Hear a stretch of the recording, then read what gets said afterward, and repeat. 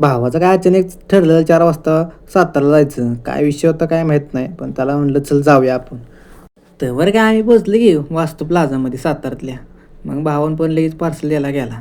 तर मी बघतोय काय इथं जातो जातो कसलं मोठं मऊ. म्हणलं आता चला मऊ तर काय बघितलं आपण आता जाऊया.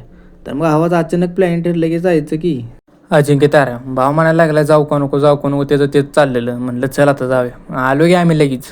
आपण आलो की लगेच अजिंक्य तयार आहे. इथं लोकेशन बघून मज्जाच आली. कसलं भारी वाटत होतं ना काय सांगू शकत नाही. इथं आपण पहिल्यांदाच आलेलो. म्हणलं आता इथला व्ह्यू तर तुम्हाला दाखवायच पाहिजे. कसा आहे विषय टॉपचा.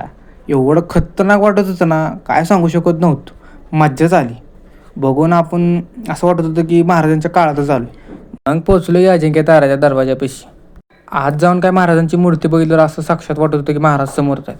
तर पावानं मी तर एवढाच इथंच व्हिडिओ एंड करतोय. तर जातात आपल्या फॉलो करून जावा.